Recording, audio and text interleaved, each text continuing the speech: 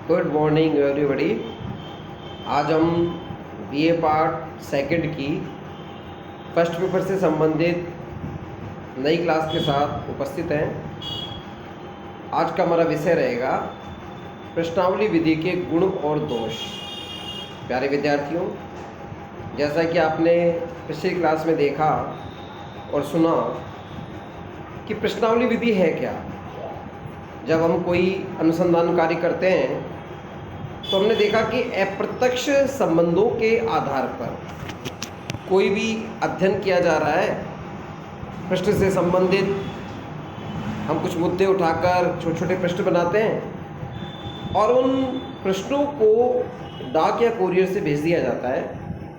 डाक कोरियर से भेजने के बाद उत्तरदाता उन प्रश्नों को पढ़ता है, समझता है, उत्तर लिखकर उत्तरदाता तक भेज देता है। अब शिक्षित उत्तरदाताओं के लिए श्रेष्ठ यह विधि वैसे तो बहुत कारगर सिद्ध होती है, लेकिन प्रश्न उठता है कि इस विधि के गुण क्या हैं और इसमें क्या क्या प्रॉब्लम्स आती है।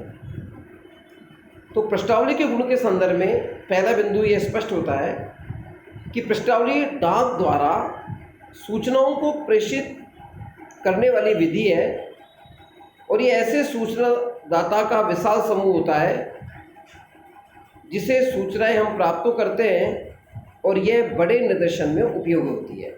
इसका मतलब इस गुण में हमें दो खास क्वालिटी समझ में आई। एक तो प्रश्नावली विधि को डाक के माध्यम से सूचना दाताओं तक भेजा जाता है। सेकंड चीज़ इसमें क्या समझ में आ रहा है कि विशाल समूह में भेजकर जो विस्तृत भौगोलिक क्षेत्र में निवास करते हैं, एक बड़े निदर्शन में इसका उपयोग आसानी से किया जा सकता है। दूसरा गुण है प्रश्नावली के द्वारा अलग अलग क्षेत्रों में रहने वाले लोगों से सूचनाएं प्राप्त करना संभव होता है। अब यहाँ आपके मन में संदेह हो रहा होगा कि भाई अलग अलग क्षेत्रों में रहने वाले लोगों से सूचना कैसे प्राप्त करनी है। तो इसका उत्तर है कि अगर मान लीजिए आप व्यक्तिगत किसी से मिलने जाएंगे तो आप एक बार में एक व्यक्ति से मिलेंगे, दो से मिलेंगे, दिन भर में 10-15 से ज़्यादा नहीं मिल सकते। लेकिन जब आप डाक के द्वारा कोई चीज़ भेज रहे हो तो निश्चित समय के बाद वो डाक अलग अलग दिशाओं में एक ही समय में पहुंच जाएगी। अब मान लो आपको राजस्थान का अध्ययन करना है, एक आप हर ज़िले में रोज़ जाएँ तो आपको 1 महीना चाहिए और आपने डाक अलग अलग एड्रेस पे भेज दी तो पता लगा कि 3 दिन में तो पूरे राजस्थान के जो भी आप सूचना प्राप्त करना चाहते हैं उन लोगों तक आपकी बात पहुंच गई। तो यानी अलग अलग क्षेत्र में रहने वाले लोगों से हम सूचना इसमें आसानी से प्राप्त कर सकते हैं। प्रश्नावली का तीसरा महत्वपूर्ण गुण क्या है कि प्रश्नावली का प्रयोग बड़े एवं विस्तृत भौगोलिक क्षेत्र में किया जा सकता है। अनुसूची या अन्य विधि में इसका लाभ हमें नहीं मिलता।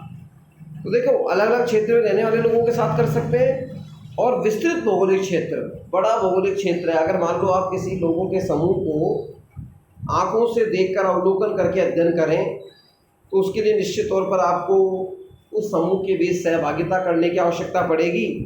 लेकिन प्रश्नावली में ऐसा कुछ नहीं है।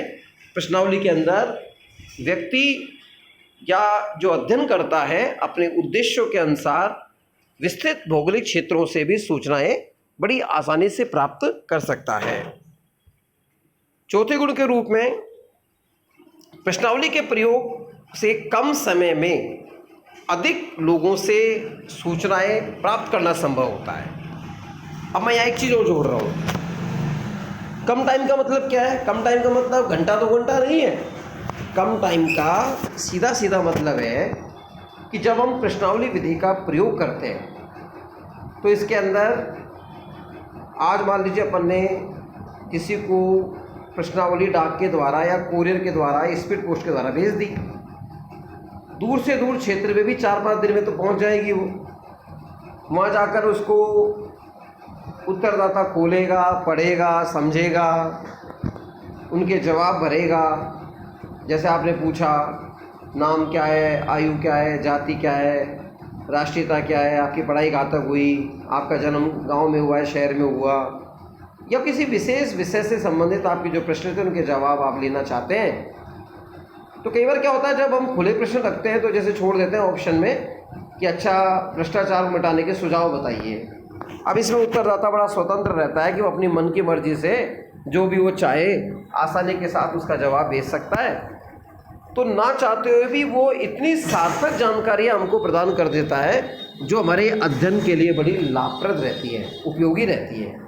इसलिए कहा जाता है कि प्रश्नावली के प्रयोग में कम टाइम में ज़्यादा से ज़्यादा लोगों से सूचनाएं हमको प्राप्त हो जाती है। नेक्स्ट है, प्रश्नावली के प्रयोग में व्यय भी कम होता है। इसमें अध्ययनकर्ता के आवागमन पर होने वाले व्यय की बचत हो जाती है। अब छोटा सा उदाहरण है, मान लीजिए आपको जयपुर में टोंक फाटक इलाके में अध्ययन करना हो। आप अपने नियत स्थान से गए, जयपुर लगभग 92 किलोमीटर दूर पड़ेगा। आप वहाँ जाएंगे, वहाँ जाकर जानकारी प्राप्त करेंगे। शाम होते होते आपको घर भी आना है। दिन भर में आप 10 लोगों से मिल के आए और 300 लोगों से मिलने के लिए आपको 30 दिन, 1 महीना, रोज़ का आपका मान लो 500 रुपये खर्च हो रहा है, तो पता लगा कि लमसम में आपके टाइपिंग और अन्य काम करके 50,000 रुपये खर्च हो गए। मगर आप कोई प्रश्नावली बनाएं, उसकी 300 फोटोकॉपी करवाएं, डाक से भेजें, तो यही काम आपका 5,000 रुपये में हो जाएगा। तो आपका आने जाने का टाइम बचा, आपका पैसा बचा। तो प्रश्नावली विधि इस प्रकार थोड़ी बचत करने में श्रेष्ठ है। छठा बिंदु है, गुण के रूप में स्वतंत्र, निष्पक्ष, प्रामाणिक सूचनाओं का संकलन होता है। देखिए, एक तो आपके सामने कोई आदमी खड़ा रहे और आपसे पूछे कोई व्यक्तिगत जानकारी, आप हिचकिचाएंगे, आप सेंसिटिव मुद्दों पर बात करना भी पसंद नहीं करेंगे। लेकिन प्रश्नावली में उत्तरदाता को स्वयं उत्तर भरने पड़ते हैं, अध्ययनकर्ता उसके सामने रहता नहीं है। तो उत्तरदाता जो है, जो हमें सूचना प्रदान करेगा, तो निसंकोच होकर बिना किसी भय के उत्तर भर देगा, क्योंकि उसको पहला डाउट तो यही क्लियर हो गया कि मेरी पहचान बनी रहेगी, क्योंकि नाम, कोई फ़ोटो तो आ नहीं रही, आमने सामने व्यक्ति है नहीं, तो फ्री माइंड से हर बात का जवाब लिखता है, बताता है, निष्पक्ष बताता है, और उसको किसी को इम्प्रेस करने की ज़रूरत नहीं है।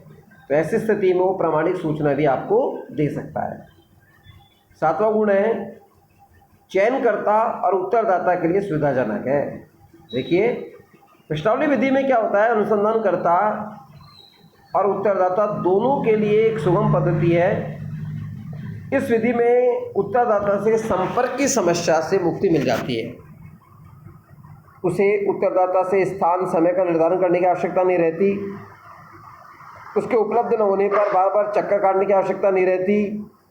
अनुसंधानकर्ता की दृष्टि से एक सुगम पद्धति है। इस प्रकार यह सूचनादाता के लिए भी सुगम होता है।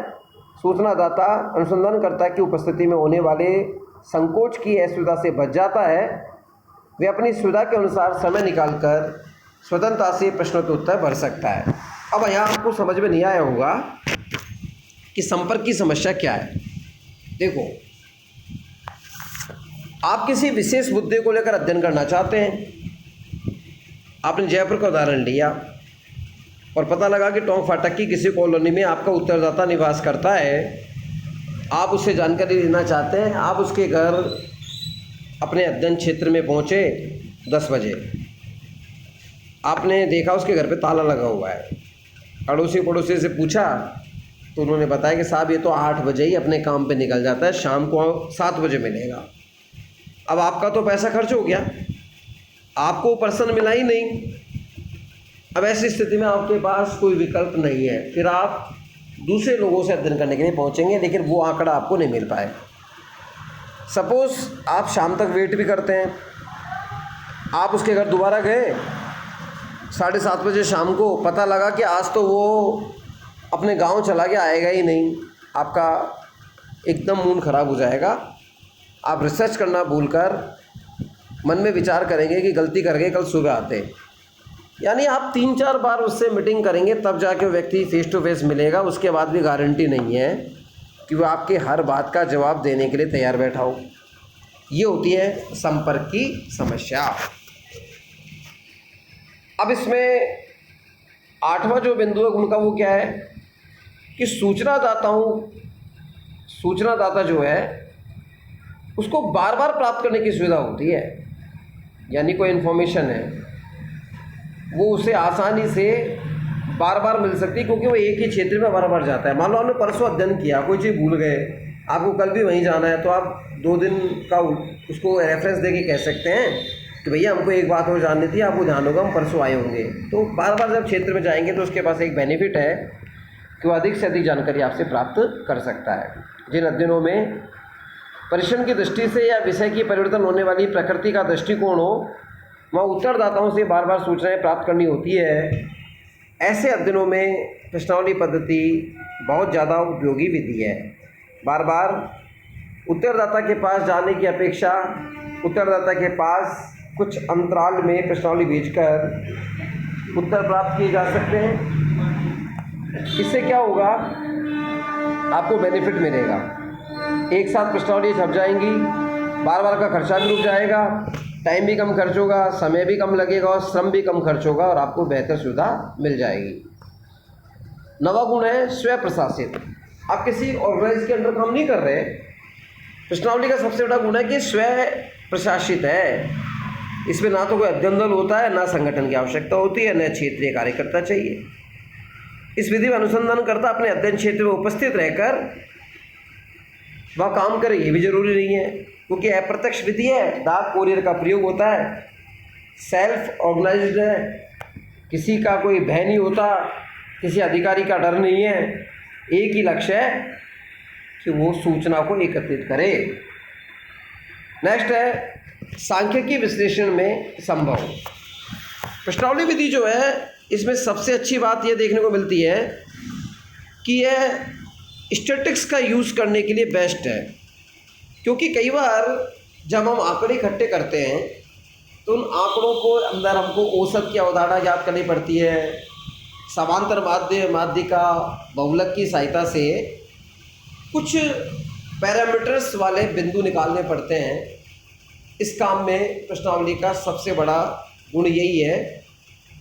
हम जितने लोगों का अध्ययन करते हैं उनका निष्कर्ष निकालने के आधार पर अनुपात निकाल सकते हैं, औसत निकाल सकते हैं, काई स्क्वायर टेस्ट कर सकते हैं, प्रभाव विचलन ज्ञात कर सकते हैं। कुल मिला के हम सांख्यिकी विधियों का प्रयोग आसानी से कर लेते हैं और उनका विश्लेषण करना इस विधि में बड़ी सहजता के साथ हो सकता है। ऐसी विधि में सांख्यिकी विश्लेषण अध्ययन को बड़ा लाभप्रद बनाते हैं। अब हम इसके द्वितीय पार्ट में आ रहे हैं। प्रश्नावली की सीमाएं, लिमिटेशंस और इसके दोष क्या है, इसमें क्या कमियां हैं।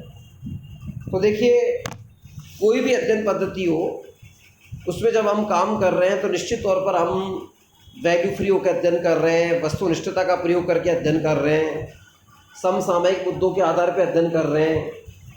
लेकिन समस्या ये आती है, हर विधि के अंदर कोई ना कोई प्रॉब्लम है, कोई ना कोई दोष है। अब मान लीजिए आप अध्ययन करना चाहते हैं, आपने प्रश्नावली बना भी ली, उसको भरकर भेज भी दिया, लेकिन जिसके पास भेजा है वो तो पढ़ा लिखा ही नहीं है, तो क्या आपको जवाब मिल पाएंगे? बिल्कुल नहीं। तो यह केवल शिक्षित उत्तरदाताओं के लिए ही उपयोगी पद्धति है, यह इसका सबसे बड़ा दोष है। क्योंकि जो व्यक्ति पढ़ा लिखा ही नहीं है, अशिक्षित है, वो क्या इसका जवाब भेजेगा? उसके लिए तो काला अक्षर भैंस बराबर है। वो उस पेज को लेगा, फाड़ेगा और चूल्हे में डाल देगा। तो हम कह सकते हैं इस विधि की सबसे महत्वपूर्ण कमी यह है कि यह केवल शिक्षित व्यक्तियों से सूचना प्राप्त कर सकते हैं। अशिक्षित अनपढ़ व्यक्तियों में प्रश्नावली का विवरण नहीं दिया जा सकता, ना उनसे हम सूचना प्राप्त कर सकते हैं। अब दूसरा दोष, जब आदमी आमने सामने होता है, कोई बात सामने वाले को समझ में नहीं आ रही तो पूछ सकता है, भैया इसका मतलब बताना, मैं समझा नहीं। जैसे आपने कहा आप किस तरह के परिवार में रहते हैं। अब आपका आशय ये है कि आप जॉइंट फैमिली में, न्यूक्लियर में, एकल में जानना चाहते हैं। अब वो पूछ रहा, भाई साहब किससे मतलब क्या है, कि कौन सा परिवार, मतलब मैं गांव में रहता हूँ, शहर में रहता हूँ। तो आप उसको बोल दो कि तुम चाचा ताऊ भाई बंद एक साथ रहते हो या मम्मी पापा के साथ अकेले रहते हो, तो उससे पता लग जाएगा, उसके कंसेप्ट क्लियर हो गया कि आप न्यूक्लियर फैमिली के बारे में पूछ रहे हैं, जॉइंट फैमिली के बारे में पूछ रहे हैं। कई बार क्या होता है, आदमी समझता नहीं है और वो आधी अधूरी जानकारी देता है, या फिर आलस्य कर जाता है, समय का अभाव उसके पास होता है, या कभी कभी वो टाइम पास नहीं हो रहा तो भर रहा होता है, या फिर वो जल्दबाजी में भरता है, अरे 4 दिन से भरा है, ये लेटर आया था अपने जवाब भी नहीं दिया। ऐसी स्थिति में कई बार वो जानबूझकर जवाब भी नहीं देता, उसको प्रश्न समझ में नहीं आते, उसको समझने की कोशिश भी नहीं करता, और कई बार वो चाहता है कि वो अपनी जानकारी छुपाए, उसको लगता है कि उसका मिसयूज़ ना कर दे। अतः ऐसे प्रश्नों का निर्माण करते समय अनुसंधान करता अनिच्छा, आलस्य, समय अभाव जैसी बातें दिखाता है। कुल मिला के या तो आधी जानकारी देगा, अधूरी देगा, या फिर जानकारी देगा ही नहीं। ये बहुत बड़ी कमी है। तीसरा जो सबसे बड़ा दोष है, जो मुझे लगता है मेरी दृष्टि से, वो यही है, प्रश्नावलियों की वापस आने की समस्या। भाई जब आपने कोई पत्र लिखकर प्रश्नावली उत्तरदाता तक पहुंचा दी, अब उत्तरदाता कोई आपका नौकर तो है नहीं कि आपको जवाब तुरंत भेजे। आप उसको बदले में कोई पैसा भी नहीं दे रहे, कोई उसको आपसे लाभ भी नहीं है। आप उससे विनम्र आग्रह तो कर रहे हैं कि भैया जल्दी से जल्दी आप इसका जवाब भर के हमें भेज दीजिए। अब ऐसी स्थिति में कई बार जो शिक्षित उत्तरदाता है या जागरूक उत्तरदाता है वो तो जवाब भेज देते हैं, बाकी नहीं भेजते। तो ऐसी स्थिति में प्रश्नावली में न केवल अधूरे स्पष्ट उत्तर प्राप्त होने की संभावना रहती है, बल्कि पुनः प्राप्त होने की समस्या रहती है। प्राय यह होता है कि उत्तरदाता प्रश्नावली भरकर लौटाते ही नहीं है। कई उत्तरदाता तो उसे प्राप्त होते ही रद्दी की टोकरी में डाल देते हैं। अनुसंधानकर्ता के लिए प्रश्नावली उसके अध्ययन की दृष्टि से महत्वपूर्ण है, परंतु उसके लिए तो रद्दी के कागज़ से ज़्यादा कुछ भी नहीं है। कई बार उत्तर भरकर भेजने में समय की बर्बादी समझते हैं, और प्रश्नावली विधि की समस्या है कि उसे पुनः प्राप्त करने के लिए हमें बार बार अनुरोध पत्र भेजना पड़ता है, अनुगामी पत्र भेजना पड़ता है, और इसके अलावा हमारे पास कोई रास्ता नहीं है। कई बार उत्तरदाता अनुसंधानकर्ता के अनुरोध को चिढ़कर प्रश्नावली को बिना भरे ही वापस लौटा देते हैं। भाई तू ज़्यादा बार बार हमें लेटर लिख रहा था, ये पकड़, कुछ नहीं भेजेंगे। तो ये भी इसका एक बहुत बड़ी दोष है। नेक्स्ट है गहन एवं विस्तृत जानकारी का अभाव। साक्षात्कार या अनुसूची विधि के द्वारा हम प्रत्यक्ष फेस टू फेस की स्थिति में रहते हैं, तो हम ज़्यादा जानकारी प्राप्त कर सकते हैं। प्रश्नावली के अंदर जितना कागज़ में जगह उतना ही उत्तर लिखेगा। कई बार आप उत्तर लिखने की लिमिट फिक्स कर देते हैं, 2 लाइन 3 लाइन, तो ज़्यादा नहीं भर सकता। तो हम कह सकते हैं कि विस्तृत जानकारी का इस विधि में अभाव रहता है। 5वीं दोष के बारे में देखें, गलत सूचनाओं की संभावना बढ़ जाती है। चूँकि अनुसंधानकर्ता उपस्थित तो है नहीं, तो कई बार उसको लगता है कि हम जो भी जानकारी लिख देंगे वो सही मानेगा, और ऐसी मंशा के साथ वो कुछ भी भर के भेज देता है, और हमारे पास उसको सही मानने के अलावा कोई दूसरा इलाज भी नहीं है। नेक्स्ट है उत्तरों की भिन्नता की समस्या। कई बार उत्तरदाता प्रश्नों का अलग अलग अर्थ समझकर भिन्न भिन्न उत्तर भेज देता है। फलस्वरूप उन उत्तरों को आप कैसे एक जगह एकजाई कर आंसर का रिपोर्ट बनाएंगे। जैसे मान लीजिए आपने प्रश्न लिख दिया, आप कितना कमा लेते हैं। अब किसी उत्तरदाता ने समझा कि मैं रोज़ का कितना कमा लेता हूँ, किसी ने समझा कि मैं वर्ष में कितना कमा लेता हूँ, किसी ने समझा कि मैं नौकरी से कितना कमाता हूँ, यही लिखना है। कहीं हमारी इनकम टैक्स की जानकारी तो नहीं ले रहा है, और वो भ्रामक जानकारी दे देता है, गलत जानकारी दे देता है। तो ये बात किस बात का प्रतीक है कि वो ये बताना चाहता है कि हमने उत्तर तो भर दिया, लेकिन आधे उत्तरदाता उसे डेली के रूप में समझ रहे हैं, आधे मासिक के रूप में, आधे वार्षिक के रूप में। इस तरह उत्तर की जब भिन्नता आ जाती है तो हम उसको कैलकुलेट करके कोई आंकड़ा बनाकर जानकारी नहीं लिख सकते। 7वां है उत्तरदाता के खराब अक्षरों की लिखावट की समस्या।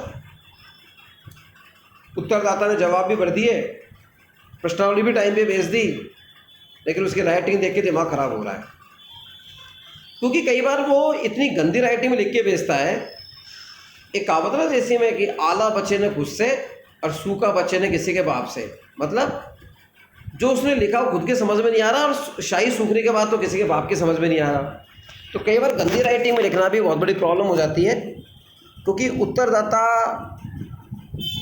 हो सकता है टाइम पे आपको भेज रहा है, लेकिन ऐसी स्थिति में कई बार उसके सामने चुनौती यह रहती है कि लिखावट वो बहुत गंदी रखता है और उसका अर्थ अध्ययनकर्ता नहीं समझ पाता। इस तरह यह प्रश्नावली विधि का दोष है। एक बार मैं रिपीट कर दूं, केवल शिक्षित उत्तरदाताओं के लिए उपयोगी है, अपूर्ण जानकारी मिलती है, स्पष्ट मिलती है, वापस भरकर लौटने की समस्या रहती है, गहन और विस्तृत जानकारी का अभाव रहता है, गलत सूचनाओं की संभावना बढ़ जाती है, उत्तरों की भिन्नता की समस्या रहती है और लिखावट समझ में नहीं आती। आशा ही नहीं पूर्ण विश्वास है आपको यह वीडियो सुनकर प्रश्नावली विधि के गुण दोष के बारे में जानकारी मिल गई होगी।